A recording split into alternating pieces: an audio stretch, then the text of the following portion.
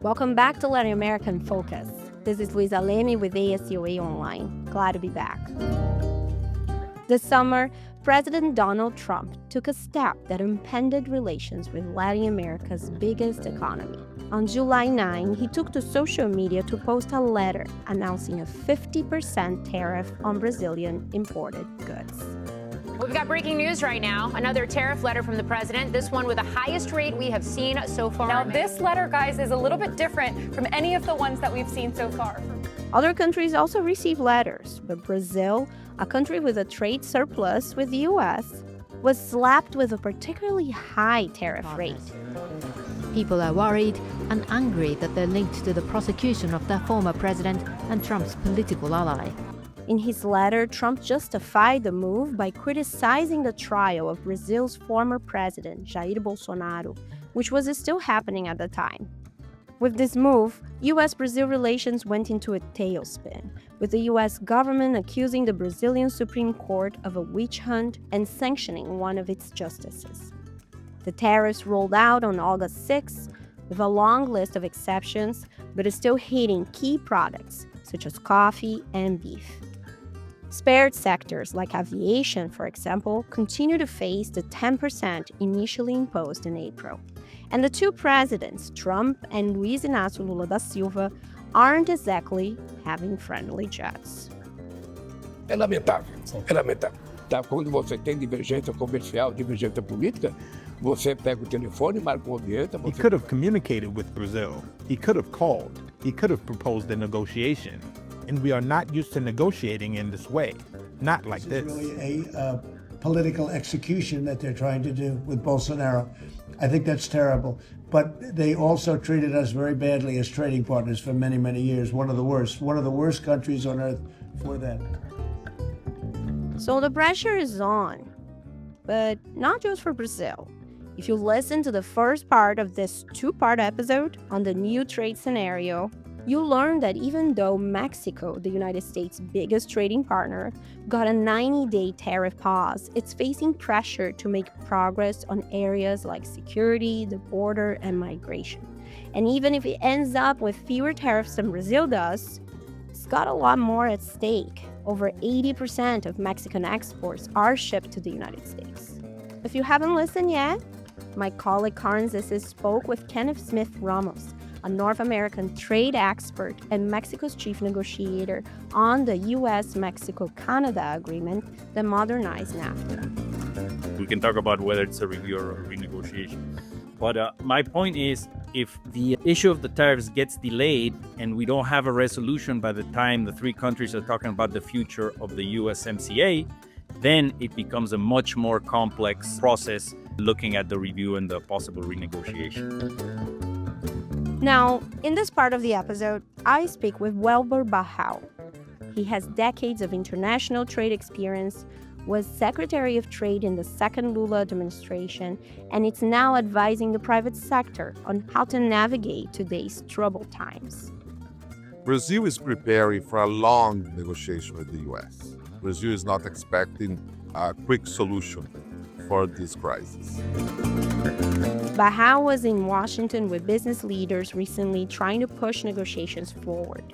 He explained that on top of the political quarrel between Donald Trump and Brazilian right-wing characters on one side and Lula's government on the other, there is a lot of misinformation about trade between the two countries.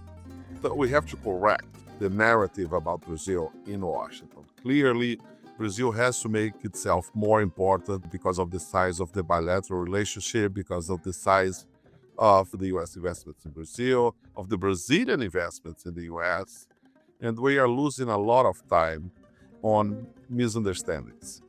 We talked about the impact of Bolsonaro's trial, the mechanisms in place at bodies such as the World Trade Organization that Brazil is trying to work with, and what to watch for in the coming months. If you haven't already, subscribe to Latin American Focus and leave us a review. Thank you. You're listening to Latin America in Focus. Latinoamérica en Foco. América Latina em Foco. A podcast by America Society, Council of the Americas on politics, economics, and culture in the region. Welber Barral, thank you so much for participating of Latin American Focus. It's a pleasure to talk with you today. Bring us to speed. What's been the impact of these tariffs and how has the Brazilian government responded? So, just for us to understand what's going on, in April, when on Liberation Day, Brazil received 10% of tariffs. It was a minimum impact because, of course, 10% was for the whole world. And the Brazilian prices based adapt to follow on export into the US. After that, in July, President Trump announced more 40% against Brazilian exports with a list of exceptions. So basically, 60% of Brazilian exports are being affected today by the new tariffs or the 232 tariffs in the case of steel and aluminum. It's a huge impact for Brazil. Not overall, because the US today is 10-11% of the Brazilian exports, total exports. But it has a deep impact in some sectors, some particular sectors that are very dependent on the US consumer market. The government so far has not retaliated. We have a retaliation law, I can talk more about that, but basically the Brazilian reaction was to create some support programs for the companies affected. These programs involved some tax rebates. There was some delay for the payment of taxes, some financing from the Brazilian Development Bank, mostly directed to the most affected sectors. And among these sectors, we can talk about coffee, we can talk about beef, fruits, furniture, timber, paper, some sectors that really are important in Brazil. Many of them involve middle-sized or smaller companies. That's the case of footwear, for example. And that's the focus of the Brazilian reaction, try to help these companies during this transition. There is a very long list of exceptions when those additional 40% came. Does that mean that the sectors who had an exception are not being affected at all? How are the sectors being affected even if you are on the list of exceptions? So, in the list of exceptions, you have different products. You have a lot of minerals, you have oil products. Brazil exports a lot of oil to the US. But you have oil products, petrochemicals, you have aircraft, which is very important for Embraer, and you have a list of some industrial products. So these products are not being affected by the 40%. They are being affected by the 10% from the April measure. Of course, 10% is not good, but it's much better than 50%. And most of these sectors, they adapted. I mean, if you're in the exception list, these sectors are not complaining. They receive the same tariff as other competitors from other parts of the world. So it's not that relevant for them. The problem really is the factors that receive the 50%. And, in parallel to that, we can say that the Brazilian government is not sitting tight. They are trying to negotiate. What were the efforts from the Brazilian government on that front towards the US? There were some meetings. Basically, President Lula appointed the Vice President, Geraldo Alckmin, who is also the Minister of Industry and Trade, to be responsible for the coordination and negotiation with the Ministry of Finance and the Ministry of Foreign Relations.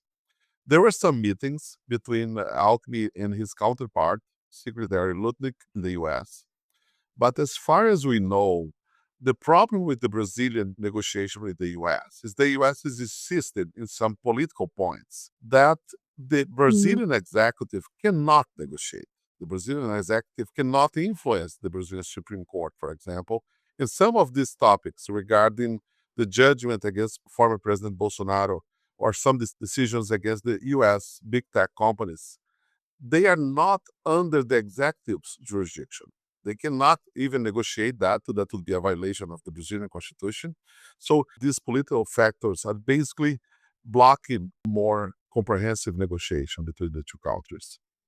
And you talked about a few options like a retaliation law, or what would be the possible paths now since there are things that they can't negotiate?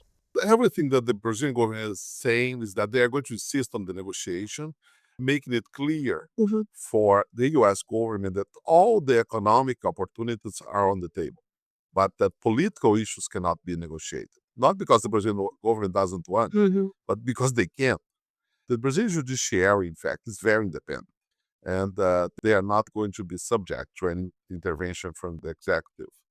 So Brazil has a retaliation law. We call reciprocity law, but it's a retaliation law. It was used in the Cotton case against the U.S. in 2009. And this retaliation law is very broad in terms of giving a lot of leeway and power to the executive, in fact, to CAMEX. CAMEX is a chamber of ministers to decide on retaliation. There is a procedure, it's a long procedure, it can take 7 months. The next step is probably to have a public consultation. There will be a notice for the expression of interest parties, who could be American companies, Brazilian companies, trade associations. We are going to either propose retaliations or comment on proposed retaliations. So this will be next steps. And even if it moves on, I believe that the Brazilian focus now is on the negotiation. So Brazil is basically trying to create a forum for negotiation that could be either the WTO, where Brazil began a case recently against the U.S., and there is a negotiation phase of 60 days, or the 301 investigation that also allows for direct negotiation between the affected countries, or this retaliation law that also foresees bilateral negotiations. Yeah, we know that these are tense moments. As you mentioned before, high tensions are running in the US Brazilian relations. And we talked about some of the motivations on the American side. There are also geopolitical motivations. China has been Brazil's top trade partner since 2009. How does China fit into this mix? And what does the US Brazil tariff battle mean for Brasilia's relations with Beijing? Yeah, so clearly, if you look at the U.S. notes and some mentions by the U.S. president and officials, there's not much sympathy for BRICS. And BRICS has been for Brazil an enlarging market, not only China, but also India, Russia, or South Africa. These are important trading partners to Brazil and important ways of diverting trade that's not going to the U.S. Brazil, of course, is becoming more dependent on China, not only on trade, but also on investments. And I don't think that's something that the U.S. is very enthusiastic about. We also know that President Trump has mentioned that a measure could be applied against BRICS because of de-dollarization, the idea that a BRICS currency could be created. That's highly hypothetical. I mean, there is no way that an alternative currency could be created, at least in the next 20 years, at least. So although that has been mentioned by the US government, there should be more information about that because that's not realistic. Even the Bank of the BRICS operates in dollars, Yeah, right? exactly. The new development bank, which is the BRICS of the BRICS, it operates in dollars. And it's a development bank. It's not even big as the Brazilian development bank and much smaller than the Chinese development bank. So it's not really a threat. I was in Washington last week in these trade missions. And two things called my attention. First of all, the Brazilian private sector was distant from the US for a lot of time. I think all the trade associations that were with us, they recognize that. The trade with the US was very stable for many decades. So there was not much effort to create links and influence decisions in Washington regarding Brazil. The other impression I had is that there's so much misinformation about Brazil in the US government, either on the relationship with BRICS or the geopolitical interests regarding Brazil, but also some basic information regarding, for example, the 301. Section 301 is a regulation in the US Code that allows for the USTR, the trade representative, to investigate countries that discriminate against the US companies. It's not completely uncommon. So recently, the US had cases against China, European Union, and India, for example. In this case, against Brazil, there's a lot of issues involved. from ethanol to patents to marks to the PIX payment system, for example. And we are representing many Brazilian trade associations trying to clarify that there is no discrimination against the U.S. companies in Brazil. In fact, the Brazilian constitution equals national and foreign investors. Many of the complaints that Brazil has a slow system for patents, for example, or that is very bureaucratic, may be true, but it's true for everybody, including the Brazilian companies. Some U.S. trade association mentioned that part of the Brazilian competitiveness is because of child labor. And if you see all the reports from the International Labor Organization, it's something that is not relevant in Brazil for at least 30 years. The same about deforestation. There was mentions about coffee and deforestation, and anyone knows that coffee is not produced in the Amazon region. It cannot be produced in the Amazon region. So there's some myth about the Brazilian economy that has to be rebutted. And on the other hand, the political narrative in Washington regarding the situation in Brazil is very distorted. It's very distorted. I'll give you an example. Talking with U.S. officials, they insisted that Brazil should give amnesty to the members of the attempted coup of January the 8th. Nobody told them that even if Congress passes that, there's a proposal in Congress now, but even if Congress passes that, it would be unconstitutional. There are precedents in the Brazilian Supreme Court during the Bolsonaro administration that indicates that. So there is even a lack of knowledge about how the Brazilian judicial system works and how some decisions regarding, for example, amnesty cannot be implemented. As you were saying before, Brazil has its hands tight in many ways. Exactly, yeah. You traveled to Washington recently with a large group of representatives of the Brazilian private sector, like you said. So what is your takeaway from these meetings? First of all, I think all the private sector recognize that they should be more present in Washington. Okay. It's an important trading partner. Everybody recognized that they should be more present in D.C. I think that's one thing that was positive in this sense. The second thing is that we have to correct the narrative about Brazil in the U.S. Clearly, Brazil is not as important as its size in Washington. Clearly, Brazil has to make itself more important because of the size of the bilateral relationship, because of the size of the U.S. investments in Brazil, of the Brazilian investments in the U.S., because of the many opportunities that we have from both sides. So we have a list of homework to do from both sides, including correcting the narrative about what's really happening in Brazil in political terms that has been dominated by few right-wing actors in D.C., and also to promote opportunities. Both countries can cooperate a lot on issues like energy, nuclear development, research on new products, on agriculture. There's so many things we could do together, and we are losing a lot of time on misunderstandings. That's great to understand what you're talking about in terms of sectors too. If we look at recent trade figures, Brazilian exports to the United States dropped 18% in the last month if you compare August 2025 to August 2024, so year to year. Meanwhile, in the same period, Brazil exports to China had a growth of 41%. With Mexico, they are up 44%. With Argentina, they're up 40%.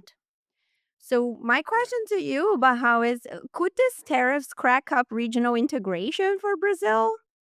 Well, first of all, if you look at the trade with the U.S., the trend is going to reduce more because we are talking only about the first month after the 40% tariff. So it could even decrease more, especially because there's a lot of integrated trade.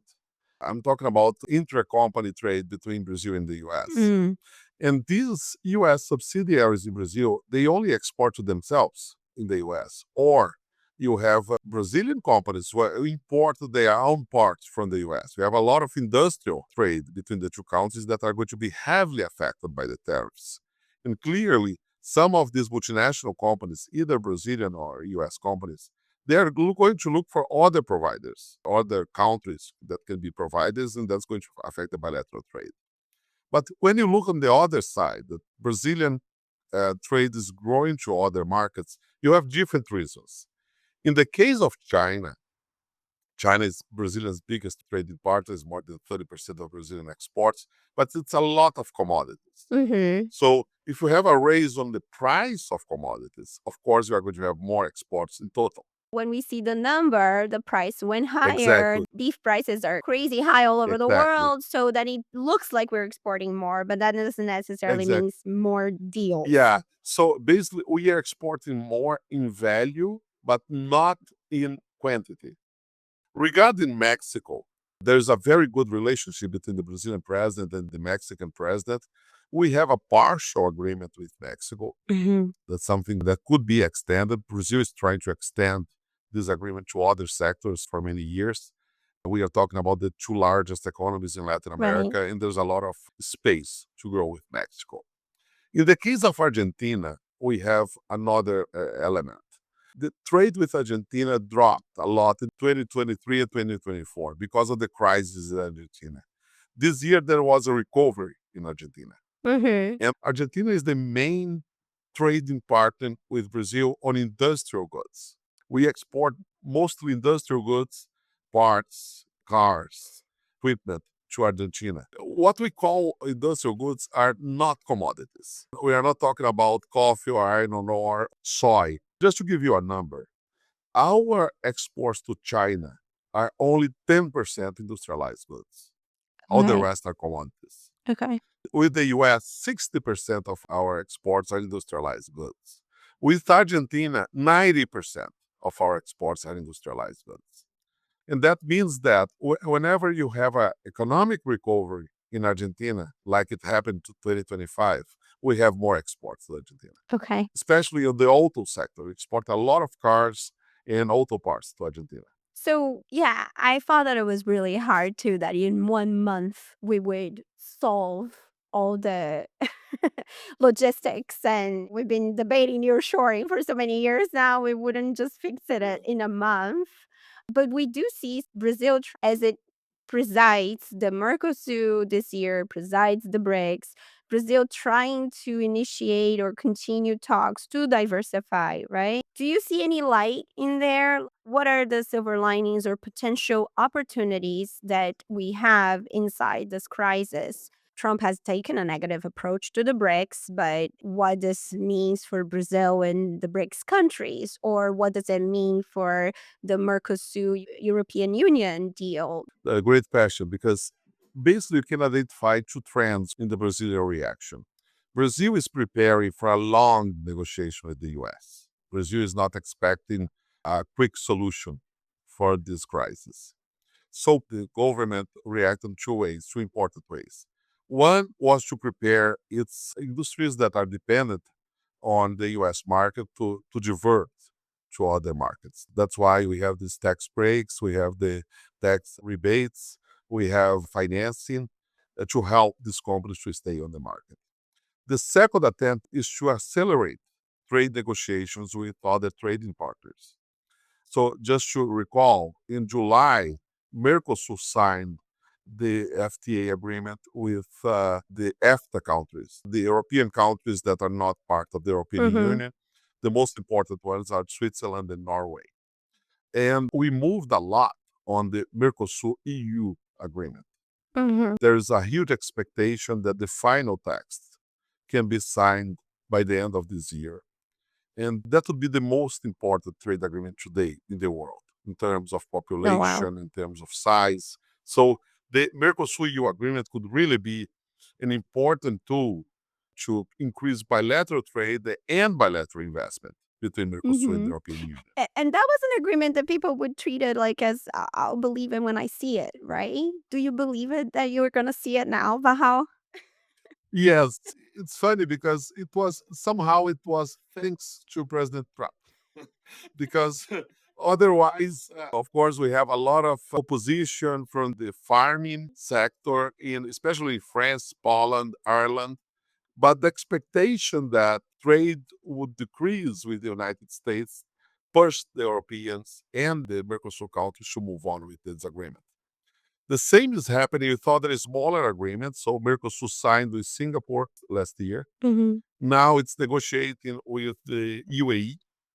There's an expectation that it could be concluded by the end of this year. And it's also moving on with negotiations with Canada, with Japan, Indonesia, Vietnam. So these agreements became more important. And I think all countries, not only Mercosur, but the other side, became eager to move on with this agreement. That's the case of Canada, who is very dependent on the US market and is also trying to diversify.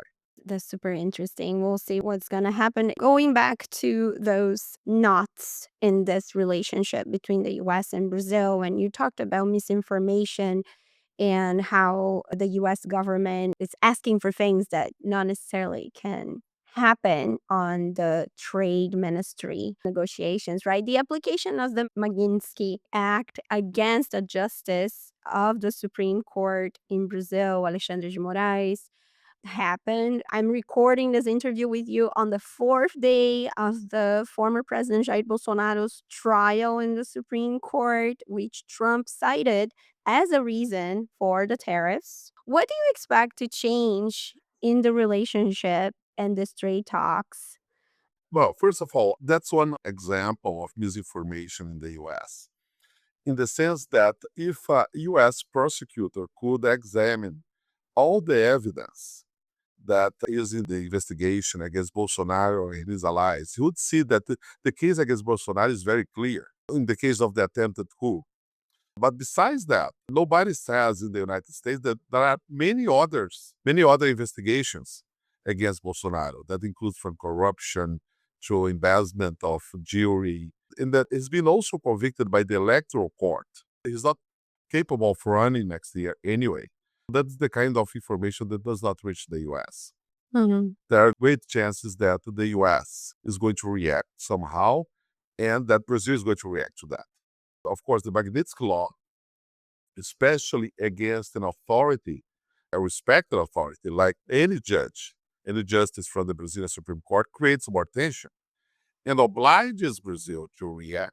So it's a very unfortunate situation because we have to move on without these political hydrances.